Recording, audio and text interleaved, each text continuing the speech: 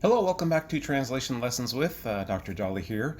The focus of today's lesson is on the final step in the translation process in my model, which is the review of the target text. So we're trying to answer in this step the question, is the target text, is the document I've just created an effective translation? So our focus is on the end product.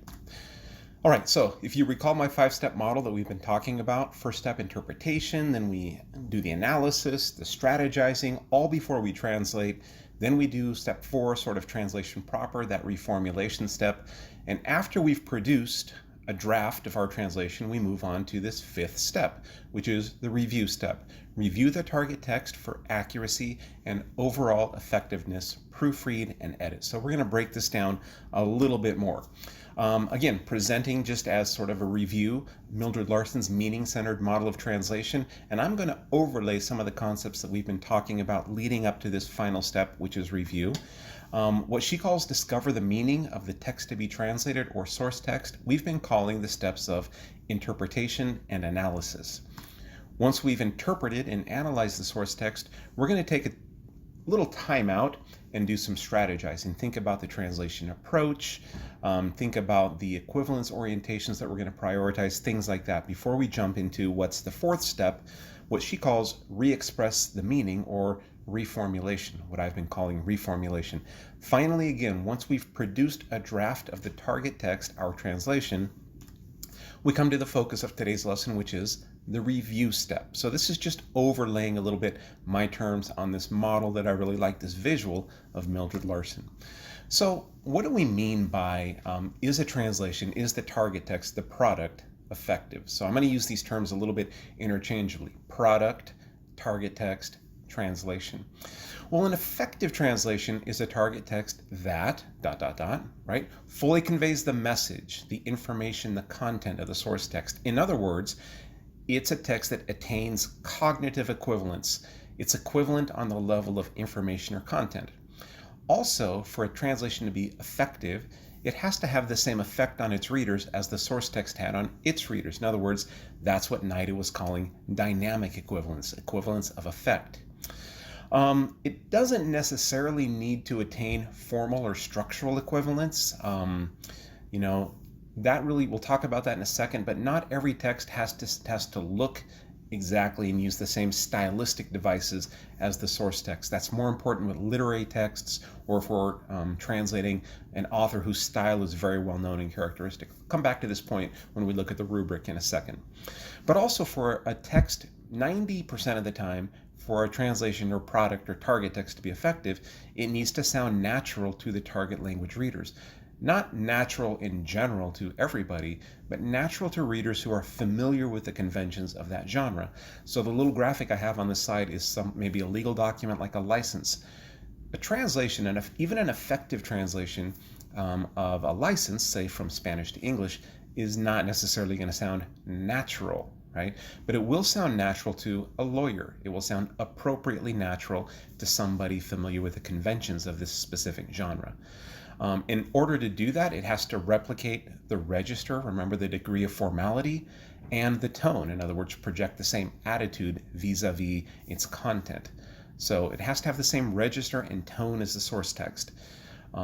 Where terminology is important, technical terms, specialized terms, the target text needs to use those standard, universally accepted, same terms, right, in the target language. So uses appropriately equivalent terminology.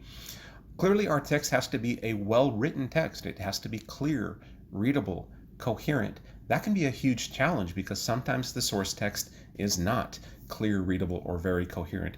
We have to make those adjustments to improve it.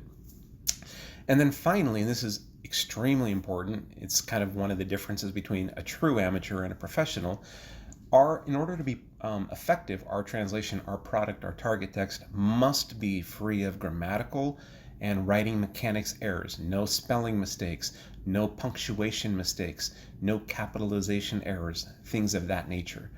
So that's what, in my book, makes an effective target text, an effective translation. So in the industry, in the translation and interpreting industry, they use, and in the literature, in translation studies, they use this term translation quality assessment. For me, or TQA, translation quality assessment, to me, TQA is a little bit broader than just what we've been talking about, because it also involves some assessment or evaluation of the translator and his or her translation, and some feedback. So on the previous slide, we just talked about the review step, and the person that does the review is the translator. Okay? You might have someone else take a look at it, but the translator does the review. That is, he or she checks the accuracy of the target text to make sure we're attaining cognitive equivalence, the same information. He or she, right, edits the target text for readability, naturalness of target language expressive patterns, so that ensuring dynamic equivalence, equivalent effect. And then the translator also is the person who proofreads the target text. Of course, use spell check, use grammar check, use any things that might be available in your word processor or your CAT tool, your computer-aided translation tool, because you want to make sure that your text uses terminology consistently, conforms to established style guidelines.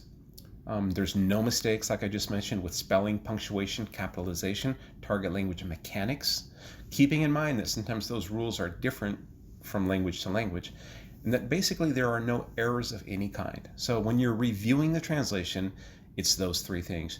Checking for accuracy, is the information the same? Checking for readability, is it a well-written text? And then checking for mistakes. A second step in translation quality assessment that I think is crucial, especially if you're a student, like you are in this class, is the evaluation, right? You might think of this as being graded.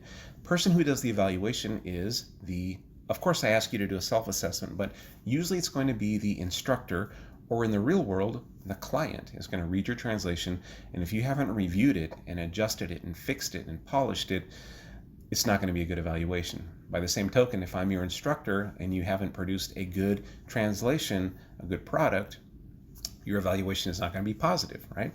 So that person's looking at how good the translation is. I mean, I didn't want to really complicate that too much. The person who evaluates a translation is looking at it and saying, is it accurate? Is it effective? Is it good? Okay. Does it demonstrate high levels of cognitive, dynamic, and, when applicable, formal equivalence? Okay. And then finally, the third step in this broader concept of review, translation quality assessment, or TQA, would be the feedback step. This often doesn't happen in the real world. It often doesn't happen in the classroom, sadly enough. But that's when you receive, as a translator, general and specific suggestions, feedback about how to improve future performance. So when we talk about evaluating or assessing your translation, especially in a translator training context like this class, it makes sense for the instructor, right? Clients won't do this, but it makes sense for the instructor to use a rubric, or to show you what the criteria are, right? A score sheet, basically. So on the left-hand column, you see the criteria, a general descriptor. I've also highlighted in this center column some of the errors that are associated with this particular category. Then you can see the number of points possible. So this is the actual rubric, translation rubric, that I use. And if anybody's watching this presentation who's not in my Spanish translation class, feel free to direct message me, and I would be happy to send you an electronic version of this rubric if you like it. So again, these are the types of things that we talked about that you review, that you're evaluated on, these criteria. This is what I look at when I'm grading your translation, the product. I don't grade your process, I grade the final product. Okay. All right, so I'm looking for, first of all, cognitive equivalence, that the target text accurately conveys the same information as the source text. So some missteps or mistakes or errors that can complicate your grade in this area: if you misinterpret the source text, obviously if you mistranslate a term or a segment, if your meaning deviates from the source text, I mean, that's the worst mistake you can make, I think. If you leave out or omit necessary information, if you add unnecessarily information that's not present in the source text, that's a lack of cognitive equivalence. If you do a rearrangement, but it ends up changing the meaning, if your translation lacks precision, or if you hesitate, if you say, could be this, could be that, could be this other thing, give the reader A, B, or C, indecision, offers alternatives.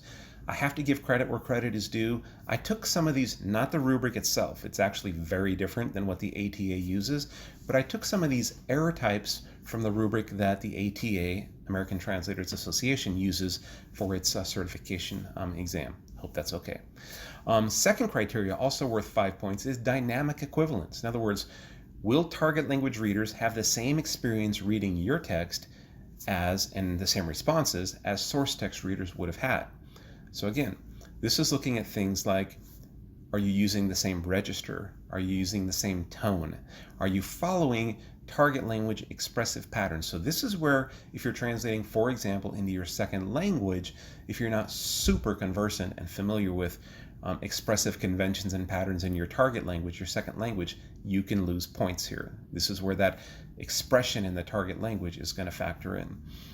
Have you taken too much freedom with a segment or translated something too literally? Again, those are things that are going to affect the dynamic equivalence, the reader having the same experience.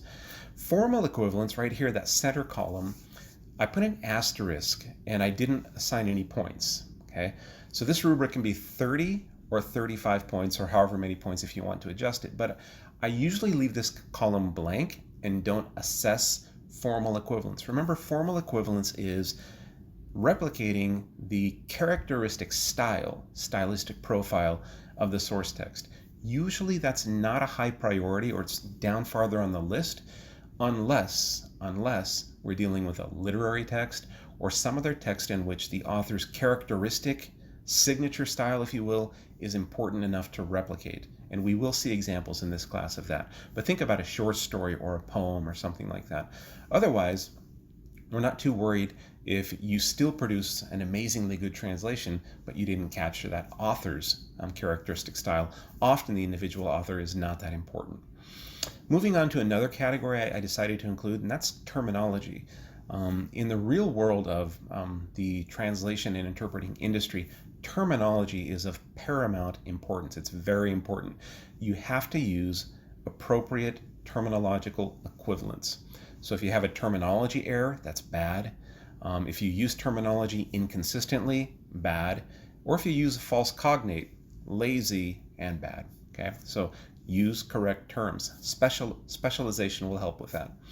The overall quality of the text, this criteria, the descriptor is the target text, your product, your translation is well written, meaning it's clear, easy to read, coherent, and uses target language forms properly and effectively. So again, this is another area where if you happen to be translating into your second language, or you're not a great writer in your first language, you can lose points because your text is not a well-written, clear, coherent text.